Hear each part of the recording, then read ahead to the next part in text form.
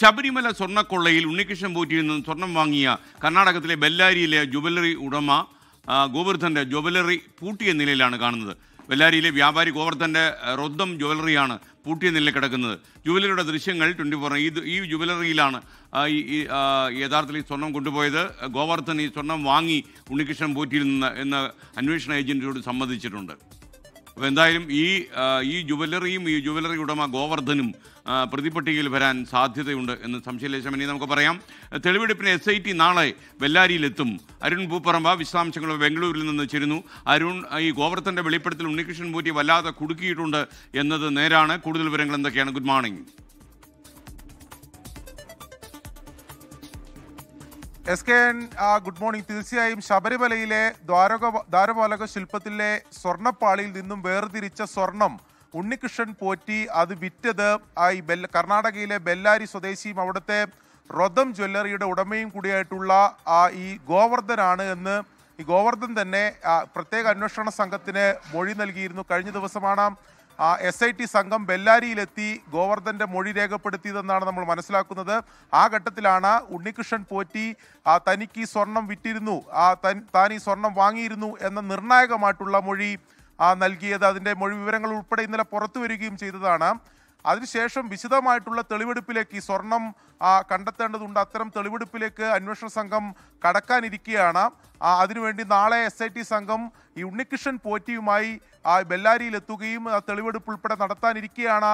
ഇപ്പോൾ ഈ ജ്വല്ലറി പൂട്ടി എന്ന വിവരം പുറത്തു വന്നിട്ടുള്ളത്. അതിൻ്റെ ദൃശ്യങ്ങൾ ഉൾപ്പെടെ ഇപ്പോൾ നമ്മൾ പുറത്തുവിടുകയാണ്. ബെല്ലാരിയിലെ റൊദം ജ്വല്ലറി പൂട്ടിയ നിലയിലാണ് ഇപ്പോൾ കാണുന്നത്. അതിൽ ആ ജ്വല്ലറിക്ക് മുമ്പിൽ ഒരു നോട്ടീസ് പതിച്ചിട്ടുണ്ട്. ഉപഭോക്താക്കൾക്കായി ബന്ധപ്പെടുന്നതിന് വേണ്ടി ഒരു മൊബൈൽ നമ്പർ മാത്രം രേഖപ്പെടുത്തിയിട്ടുള്ള ഒരു നോട്ടീസാണ് അതിൽ പതിച്ചിട്ടുള്ളത്. എന്തായാലും SIT സംഘം നാളെ ബെല്ലാരിയിലേക്ക് പോകും എന്ന വിവരമാണ് ലഭിക്കുന്നത്. അതിനിടെ ഈ ജ്വല്ലറി പൂട്ടി അപ്പോൾ എന്തെങ്കിലും ഇത്തരത്തിൽ മറ്റെന്തെങ്കിലും നീക്കമാണോ എന്ന സംശയം അന്വേഷണ സംഘത്തിനെ സംബന്ധിച്ചിടത്തോളം ഉണ്ട്. ഇപ്പോൾ ഗോവർദ്ധൻ ഇപ്പോൾ എവിടെയാണ് എന്നതിനെ സംബന്ധിച്ചും ഒരു വ്യക്തത എന്തായാലും ഇല്ല.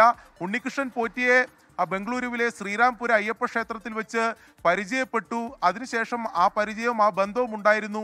അങ്ങനെയാണ് ഈ സ്വർണം വാങ്ങിയത്. താനൊരു സ്വർണ്ണ കച്ചവടക്കാരനാണ്. അങ്ങനെ സ്വർണം വാങ്ങി മറ്റ് എന്തെങ്കിലും ഒരു ബന്ധം ഈ കുറ്റകൃത്യത്തിൽ തനിക്കില്ല എന്നതായിരുന്നു ഗോവർദ്ധന്റെ മൊഴി. അത് പൂർണ്ണമായും അന്വേഷണ സംഘം വിശ്വാസത്തിലെടുത്തിട്ടില്ല. അതിൽ കൂടുതൽ അന്വേഷണവും പരിശോധനയും ഒക്കെ ആവശ്യമാണ്. തെളിവെടുപ്പ് ഉൾപ്പെടെ തെളിവ് ശേഖരണം ഉൾപ്പെടെ ആവശ്യമാണ്. അതിനിടെയാണ് ഇപ്പോൾ നിർണായകമായിട്ടുള്ള ഒരു വിവരം പുറത്തു വരുന്നത്. ഇത്രയും ദിവസം അവിടെ തുറന്നിരുന്ന അല്ലെങ്കിൽ പ്രവർത്തിച്ചിരുന്ന ബെല്ലാരിയിലെ റൊദം ജ്വല്ലറി ഇപ്പോൾ, അതായത് ഈ ഗോവർദ്ധന്റെ നിർണായക മൊഴി നൽകിയിട്ടുള്ള ഗോവർദ്ധന്റെ ജ്വല്ലറി പൂട്ടിയ നിലയിലാണ് ഇപ്പോൾ ഉള്ളത്. എന്തായാലും SIT ഉൾപ്പെടെ ഈ കാര്യങ്ങൾ അറിഞ്ഞിട്ടുണ്ടെന്നാണ് നമ്മൾ മനസ്സിലാക്കുന്നത്. SIT സംഘം നാളെ ഉണ്ണികൃഷ്ണൻ പോറ്റിയുമായി ബെല്ലാരിയിലെത്തും. അതിനു മുമ്പ് ചെന്നൈയിലെയും ബംഗളൂരുവിലെയും ആ തെളിവെടുപ്പ് ഉൾപ്പെടെ പൂർത്തീകരിക്കേണ്ടതുണ്ട്. അതിലുൾപ്പെടെ കടക്കുമെന്നാണ് നമ്മൾ മനസ്സിലാക്കുന്നത്. ഇന്നൊരു പക്ഷേ ബംഗളൂരുവിലേക്ക് ഈ അന്വേഷണ സംഘം ഉണ്ണികൃഷ്ണൻ പോറ്റിയുമായി എത്തും.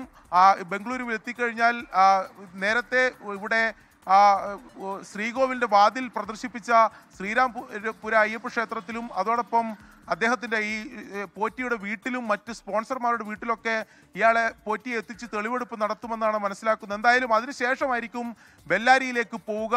ബെല്ലാരി എന്നുള്ളത് ഈ കേസിലെ വളരെ നിർണായകമായിട്ടുള്ള ഒരു സ്ഥലമായി മാറുകയാണ്. കാരണം ആ കാണാതായ സ്വർണം, ഇത്രയും ദിവസം തേടിക്കൊണ്ടിരുന്ന ശബരിമലയിലെ സ്വർണം എവിടെയാണ് എന്നൊരു ചോദ്യം ഉണ്ടായിരുന്നു. ആ ചോദ്യത്തിന് ഇന്നലെ ഗോവർദ്ധൻ തന്നെ നൽകിയിട്ടുള്ള മൊഴിയുണ്ട്. സ്വർണം താൻ വാങ്ങിയിട്ടുണ്ട്. യഥാർത്ഥത്തിൽ ഈ കർണാടകത്തിലെ ഈ ബെല്ലാരിയിലുള്ള ഈ ഗോവർദ്ധൻ ഈ സ്വർണം ഉണ്ണികൃഷ്ണൻ പോറ്റി നിന്ന് വാങ്ങിച്ച ആള് അവിടുത്തെ ഒരു രാജ തന്നെയാണോ? ബെല്ലാരി രാജയാണോ? ആളൊരു കോടീശ്വരനാണോ? അദ്ദേഹത്തിന്റെ ഒരു ബാക്ക് ഫയൽ എന്തൊക്കെയാണ്? നമുക്ക് അന്വേഷിക്കാൻ കഴിഞ്ഞോ ഗോവർദ്ധൻ ആരാണെന്ന്? SKN, ഗോവർദ്ധൻ ഒരു സ്വർണ്ണ വ്യവസായിയാണ്. അതോടൊപ്പം മറ്റ് പലതരത്തിലുള്ള വ്യവസായങ്ങളും അദ്ദേഹത്തിനുണ്ട്. ബംഗളൂരു കേന്ദ്രീകരിച്ചും ചില ബിസിനസ്സുകൾ ഉണ്ട് എന്നതാണ് നമ്മൾ ഈ സ്വർണവുമായി ബന്ധപ്പെട്ട ചില ബിസിനസ്സുകൾ ഉണ്ട് എന്നതാണ് നമ്മൾ മനസ്സിലാക്കുന്നത്. ഇന്നലെ SIT സംഘത്തിന് നൽകിയിട്ടുള്ള മൊഴി വിവരങ്ങൾ പുറത്തു വന്നിട്ട് അതിൽ പറഞ്ഞത് തനിക്ക് ഉണ്ണികൃഷ്ണൻ പോറ്റിയുമായി ബന്ധമുണ്ട്. അത് നേരത്തെ ഉണ്ണികൃഷ്ണൻ പോറ്റി പൂജാരിയായി ജോലി ചെയ്തിരുന്ന ശ്രീരാംപുര അയ്യപ്പ ക്ഷേത്രത്തിൽ, താനൊരു അയ്യപ്പ ഭക്തൻ കൂടിയാണ്, ആ ക്ഷേത്രത്തിൽ സ്ഥിരമായി പോകാറുണ്ട്. അങ്ങനെയാണ് ആ പോറ്റിയുമായി പരിചയപ്പെട്ടത്. അതിനുശേഷം ശബരിമലയിൽ ഉൾപ്പെടെ പോയിട്ടുണ്ട്. സ്ഥിരമായി ശബരിമലയിൽ പോകുന്ന ഒരു ഭക്തനാണ് താൻ എന്നുൾപ്പെടെ പറഞ്ഞിട്ടുണ്ട്. അങ്ങനെയുള്ളൊരു ബന്ധം ഉണ്ണികൃഷ്ണൻ പോറ്റിയുമായി ഉണ്ട്.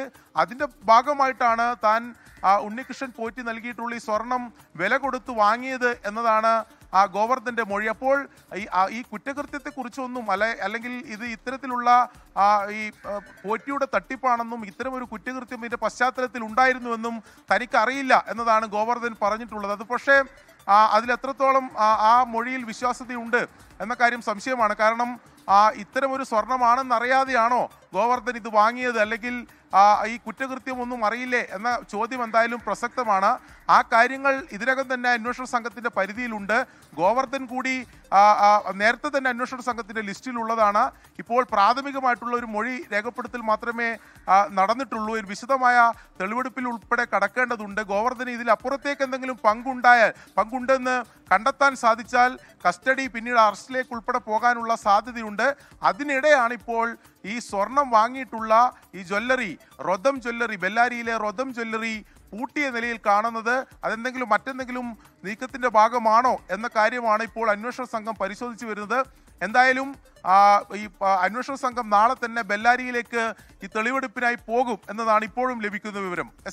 Thank you Arun ഭൂപറമ്പ.